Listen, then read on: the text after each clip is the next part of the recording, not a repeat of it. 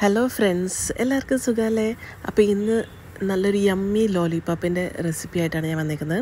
അപ്പോൾ എല്ലാവരും വീഡിയോ മുഴുവനായിട്ട് കണ്ട് ഈ റെസിപ്പിയൊക്കെ ഒന്ന് ട്രൈ ചെയ്യണം കേട്ടോ. വളരെ ടേസ്റ്റിയാണ്, അതുപോലെ തന്നെ കുട്ടികൾക്ക് ഇഷ്ടപ്പെടുന്ന ഒരു സ്നാക്കാണ്. മൂന്ന് ഇൻഗ്രീഡിയൻസ് മതി. അപ്പോൾ അത് ഏതൊക്കെയാണെന്ന് നോക്കാം. ആദ്യം തന്നെ 1 കപ്പ് ചിക്കൻ എടുക്കുക. ബോൺലെസ് ചിക്കൻ ആയിരിക്കണം. 1 കപ്പ് മതിയാവും. പിന്നെ 1 സവാള കുഞ്ഞായിട്ട് അരിഞ്ഞതും 1 ഉരുളക്കിഴങ്ങ് ഉപ്പും മഞ്ഞൾപ്പൊടിയൊക്കെ ഇട്ട് വേവിച്ചെടുത്ത് വെച്ചേക്കുന്നതാണിത്. ഇനി നമുക്കൊരു പാൻ അടുപ്പത്തേക്ക് വയ്ക്കാം. അതിലേക്ക് ഒരു 4 ടേബിൾ സ്പൂണോളം വെളിച്ചെണ്ണ ഒഴിക്കുക.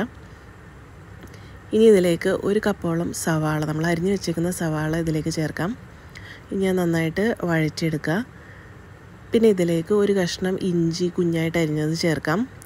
എരിവ് താല്പര്യമുള്ളവർക്കാണെങ്കിൽ ക്യാപ്സിക്കോ അല്ലെങ്കിൽ പച്ചമുളകോ ഒക്കെ ചേർക്കാം കേട്ടോ. ഞാനിപ്പോൾ അതിലൊന്നും ചേർക്കുന്നില്ല. ഇനി ഒരു 1/2 ടീസ്പൂൺ മഞ്ഞൾപ്പൊടിയും 1/2 ടീസ്പൂൺ ചിക്കൻ മസാലയും ചേർക്കുന്നുണ്ട്. മുളക് പൊടി ഓപ്ഷണലാണ്, താല്പര്യം ഉണ്ടെങ്കിൽ നിങ്ങൾക്ക് ചേർക്കാം. ഇനി ഇതിലേക്ക് നമ്മുടെ ചിക്കൻ കംപ്ലീറ്റ്ലി ബോൺലെസ് ആയിട്ടുള്ള ചിക്കൻ ചേർക്കാം. ഇനി ആ ചിക്കൻ ഒന്ന് വേവിച്ചെടുക്കുന്ന വരെയും നന്നായിട്ടൊന്ന് വഴറ്റി കൊടുക്കാം. ചിക്കൻ വെന്തിട്ടുണ്ടോ എന്നുള്ളത് ഒന്ന് ചെക്ക് ചെയ്ത് നോക്കണം. ഇനിയിപ്പോൾ അതിൽ നിന്ന് വെള്ളം വന്നാൽ തന്നെ ആ വെള്ളം കംപ്ലീറ്റ് ആയിട്ട് വറ്റിച്ചെടുക്കണം. അപ്പോൾ ആവശ്യത്തിനുള്ള ഉപ്പും കൂടി ചേർത്ത് നന്നായിട്ട് വേവിച്ചെടുക്കുക. വേവിച്ചെടുത്തതിന് ശേഷം നമുക്ക് കുറച്ച് നേരം ഇത് പുറത്ത് വയ്ക്കാം. ചൂടാറിയതിന് ശേഷം അതൊരു ജാറിലേക്ക് ഇടാം. ജാറിലേക്ക് ആ കംപ്ലീറ്റ് ആയിട്ടുള്ള ഫ്രൈ ആയിട്ടുള്ള ചിക്കൻ ഇടാം. ഇനി ഇതിലേക്ക് ഒരേ ഒരു സ്ലൈസ് ബ്രെഡ്, സാധാരണ നമ്മുടെ മിൽക്ക് ബ്രെഡ് ഒരെണ്ണം ഒന്ന് കീറിയിട്ട് ഇതേപോലെ ഒന്ന് ഇട്ട് കൊടുക്കുക. പിന്നെ നമ്മൾ വേവിച്ച് വെച്ചേക്കുന്ന ഉരുളക്കിഴങ്ങ് അതും കൂടി ഇട്ട് ഒന്ന് പൾസ് മോഡിൽ ഒന്ന് അരച്ചെടുത്താൽ മതിയാവും. പിന്നെ ഒരു 5 സ്റ്റിക്ക് നമുക്ക് വേണം, ഐസ്ക്രീം സ്റ്റിക്ക് മതി. ഇനി മിക്സിയിൽ അടിച്ചെടുത്ത ആ കൂട്ട് നന്നായിട്ട് കുഴച്ച് ഒരു ബോൾ പോലെ ആക്കിയെടുക്കുക. അത് നമ്മുടെ സ്റ്റിക്കിലേക്ക് നല്ല രീതിയിൽ ഇതേപോലെ നമ്മുടെ ലോലിപോപ്പ് പോലെ തന്നെ നന്നായിട്ട് അതിലേക്ക് യോജിപ്പിച്ച് വയ്ക്കുക. ഇതേപോലെ നല്ല ലോലിപോപ്പായിട്ട് റെഡിയാക്കുക. ഇപ്പോൾ അതാ ഇതിലെനിക്കൊരു 5 ലോലിപോപ്പോളം എനിക്ക് വേഗം തന്നെ മോൾഡ് ചെയ്തെടുക്കാൻ പറ്റി. അപ്പോൾ ഇനി നമ്മുടെ അടുത്ത സ്റ്റെപ്പ് എന്ന് പറഞ്ഞാൽ ഒരു മുട്ട പൊട്ടിച്ച് ഒരു ബൗളിലേക്ക് ഇട്ട് ഒരു നുള്ളു ഉപ്പും കൂടി ഇട്ട് ഞാൻ ബീറ്റ് ചെയ്ത് വെച്ചാണ്. പിന്നെ നമുക്ക് ബ്രെഡ് ക്രംസ് ആണ് ആവശ്യം.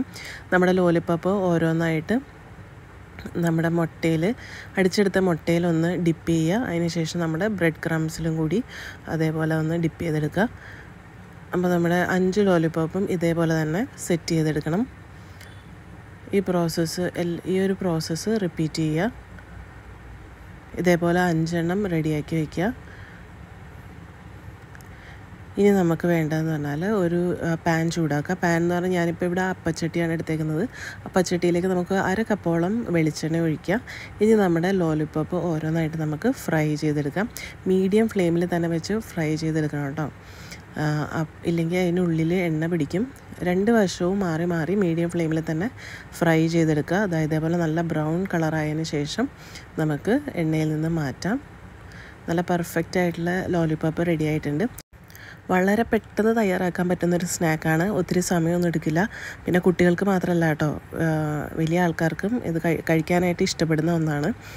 അപ്പോൾ സോസിൻ്റെ കൂടെ, നമ്മുടെ ടൊമാറ്റോ സോസിൻ്റെ കൂടെ നമുക്കിത് സെർവ് ചെയ്യാം. ഈ ലോലിപോപ്പ് ടൊമാറ്റോ സോസിൽ ഡിപ്പ് ചെയ്ത് കഴിക്കുന്നത് വളരെയധികം ടേസ്റ്റിയാണ്. പിന്നെ ഇതൊരു നല്ലൊരു ഈവനിങ് സ്നാക്ക് കൂടിയാണ്. ഇപ്പോൾ സ്കൂളിൽ നിന്നൊക്കെ വന്ന കുട്ടികൾക്കൊക്കെ ഇതൊക്കെ ഉണ്ടാക്കി കൊടുത്താൽ അവർക്ക് ഭയങ്കരമായിട്ട് ഇഷ്ടപ്പെടും. അപ്പോൾ എൻ്റെ ചാനൽ സബ്സ്ക്രൈബ് ചെയ്യാൻ മറക്കരുത്. ലൈക്ക് ആൻഡ് കമൻറ്റ് ചെയ്യാനും മറക്കരുത്. അപ്പോൾ എല്ലാവർക്കും share happiness, stay healthy and thanks for watching.